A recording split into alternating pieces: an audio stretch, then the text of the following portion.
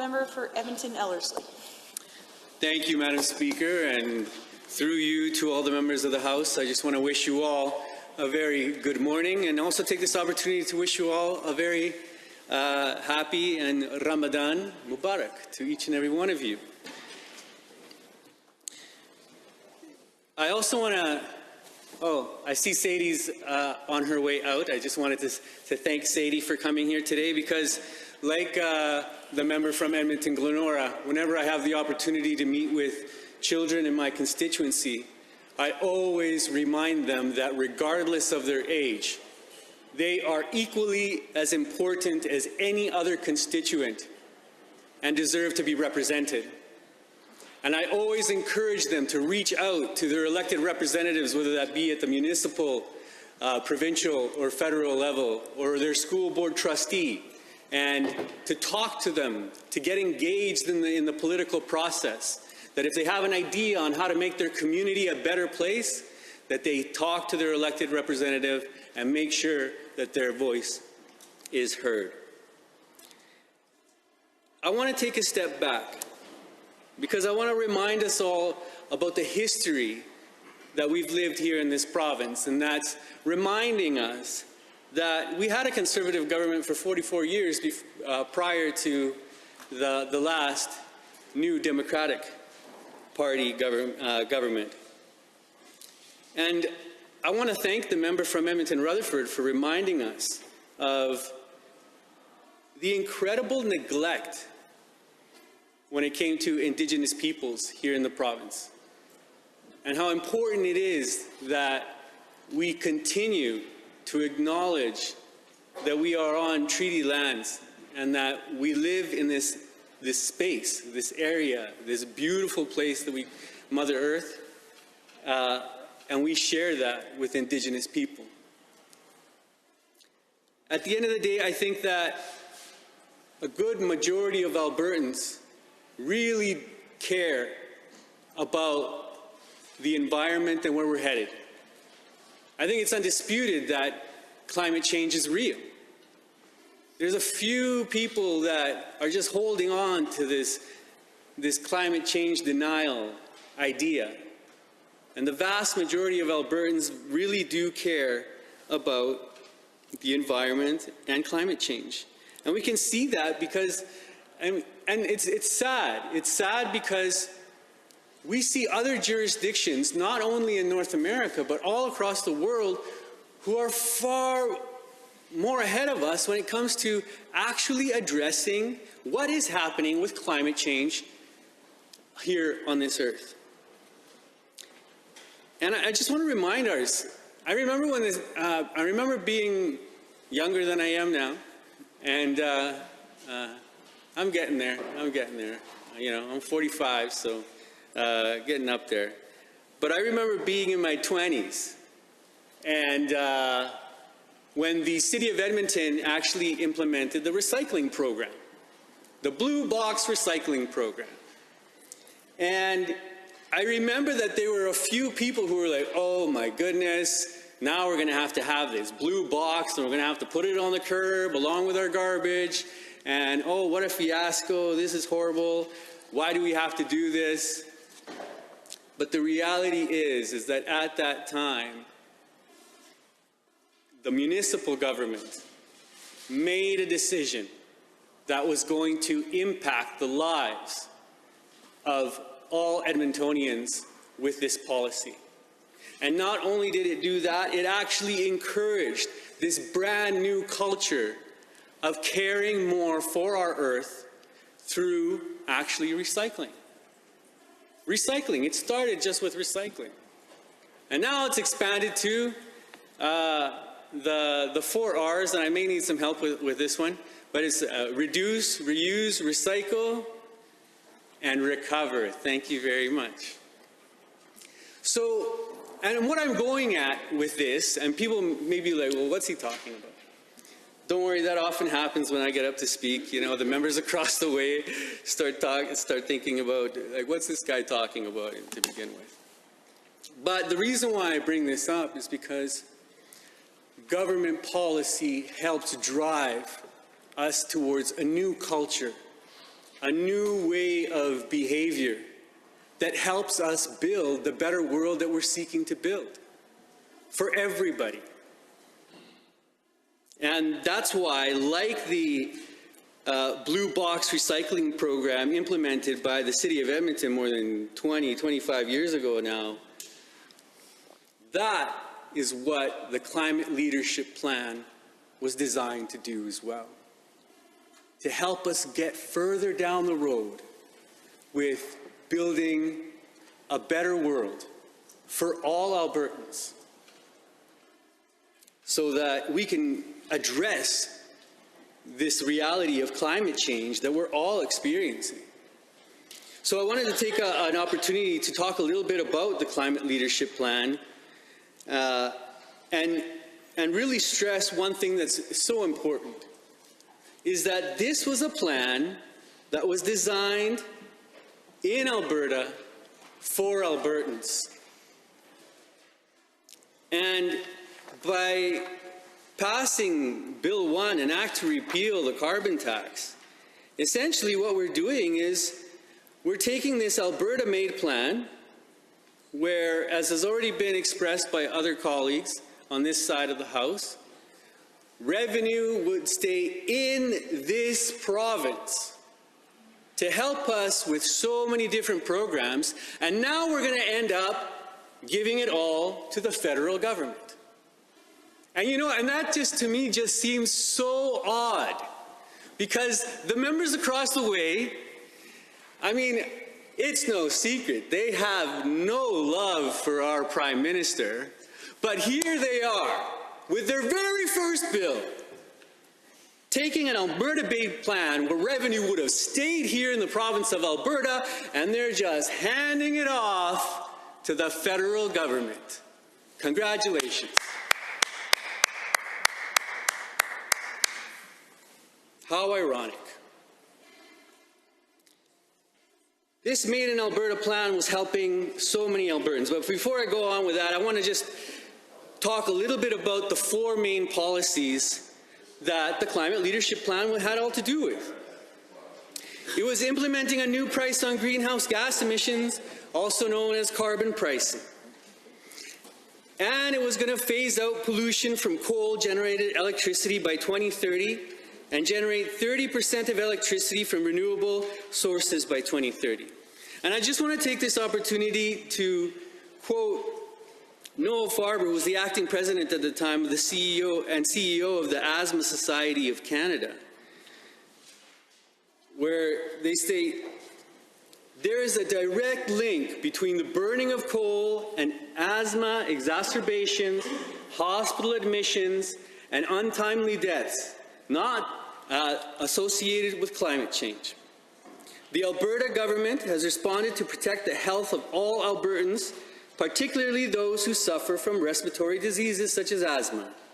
We are extremely pleased with the unwavering commitment the province has made today to ensure that the air we breathe is clean." Is clean. And this is what's so maddening about this bill, is that we don't know what this United Conservative government is going to do over the next 4 years to actually address climate change.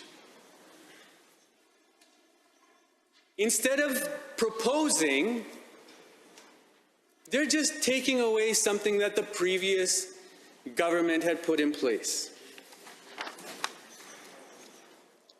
So I'm just kind of overwhelmed with sadness, to be quite honest. Sadness for children like Sadie, my own children. I have two of my own. And all the children of Alberta who actually care, because in schools today, you go to any school, and I'm sure that the members across the way go to the schools in their community as well, and they see young people who actually care about what's happening with the environment. You go to any school, any classroom, There's some kind of environmental program that those children in those classrooms are talking about. And they're doing their piece to address climate change in the classroom. Most important of those being actually taking that information home and sharing it with their parents and their siblings. Because I remind the members of this House that government policy is designed to complement and aid in helping us move forward as a people, as a culture, to help us change our behavior. The Climate Leadership Plan also was to cap oil sands emissions at 100 megatons per year, reduce methane emissions from upstream oil and gas production by 45% from 2014 levels by the year 2025. Alberta was on track to cut more than 50 megatons of emissions over the next 10 years. And the same as taking over, that's the same as taking over 10.6 million cars off the road, or nearly half the passenger vehicles in all of Canada. And this is like eliminating the emissions of Vancouver metro area by 3 times over. We were doing our piece. Yeah, it may have been small, but we were doing our part to address climate change. So when you repeal the carbon levy and the climate leadership program, this is essentially what you're taking away. So to all the members across the way, what are you going to replace it with? What do you propose? Because let me tell you something. Our government, when we came in, and I want to remind the members across the way that for 44 years, we had an antagonistic relationship with all the different types of stakeholders that existed within our society. The environmentalists, the corporations, Indigenous people. Everybody was kind of competing for their own interests. And there was an antagonistic relationship. We brought everybody to the table. We sat everybody down and said, let's work this out. Because that's the way that we truly move forward. Because as long as an antagonistic relationship exists, we're never going to be able to move forward because we're all going to be fighting with each other. So, Mr. Speaker, I want to remind us all that we need to bring everybody to the table and keep talking about real solutions to address climate change.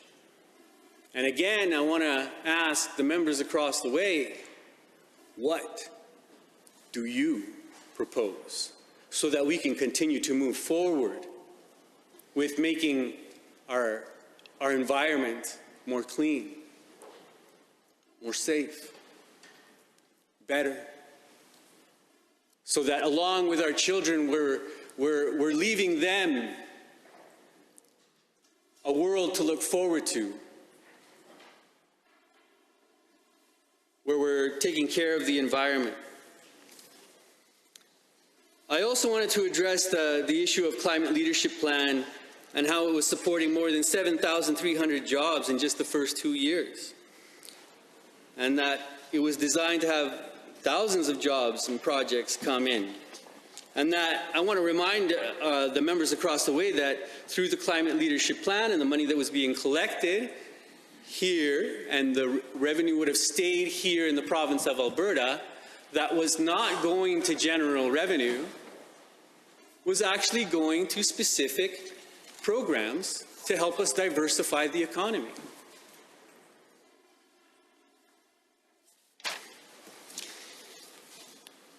I want to say that,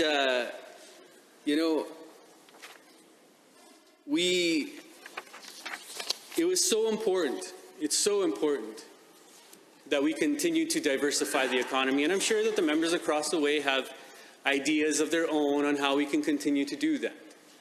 It's very important. And I just want to say that, thank you. Understanding Order 29-2A, are there any members with questions or comments? I believe I see the honourable member from Edmonton Whitemud. Thank you, Mr. Deputy Chair of Committees. I want to thank the member from Edmonton Ellerslie for his comments. I shared a lot of them. I do want to confirm that I believe the fourth R is recover, reduce, reuse, recycle, recover. I believe there's some thinking that it should be reform as well, and I think probably those go hand in hand.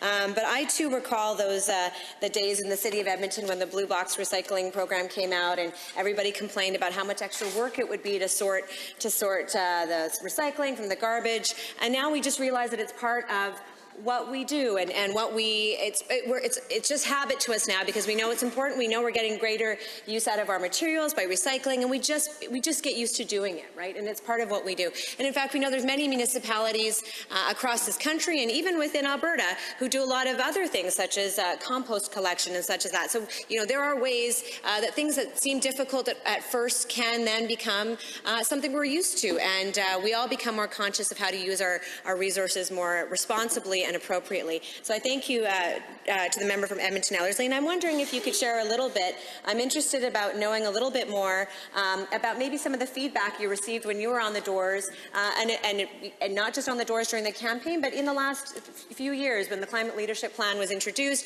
If you could tell us a little bit more about the comments you were hearing from your constituents and perhaps the impact of eliminating the Climate Leadership Plan and the carbon levy, and what sort of impact that could potentially have on your constituents. The honourable member of Edmonton Ellerslie. Thank you, Mr. Speaker, and thank you to the member for the question. Resoundingly, when I was out on the doorsteps of Edmonton Ellerslie, I can't tell you the number of people that were really excited about solar and the potential for introducing more solar. There was already constituents in my riding, even before we were government, that already had solar panels up on their roofs. And people were excited about the possibility of doing this on their own home as well. And in terms of, and I want to get back to diversifying the economy, because a big part of that was solar. And I mean, and if this bill goes through, I don't know if we can count on that anymore. And I just want to remind us all about that. And just since the Climate Leadership Plan was initiated, the solar industry has grown by 500%, and its installed solar capacity has increased from 6 megawatts in 2015 to 35 megawatts in 2018. And about 3,100 solar installations have been completed, and more than 300 certified companies have installed solar projects across the province. And Alberta has conserved enough energy to power a city the size of Leduc. And I just wanted to quote from John Gorman, President and CEO of the Canadian Solar Industries Association, where in 2015 he said, "Premier Notley's Made in Alberta, Made in Alberta climate plan opens the door for billions of dollars in renewable investment. For too long, discussions about climate change have focused on what we can't do. But Alberta has tremendous renewable energy resources, technology, costs keep falling, and it's time to focus on what we can do. Solar energy is ready to be a big contributor to a strong and clean Alberta economy." And I want to take this opportunity to also even mention, I remember a couple of years ago, I was visiting with members of the Palestinian community here in the city of Edmonton. And one of the members from the community had come to me and said, well, okay, well, we've started our own small business where our plan is to help Albertans actually make these solar installations and put them on their homes. Of course, there's a number of things that have to be worked out between municipalities and the province and those who are on their way. I hope that this government will continue to work towards that because there are business interests out there, small business interests out there that are very much interested in moving this forward because everybody sees how important it is as their way of dealing with climate change. Thank you.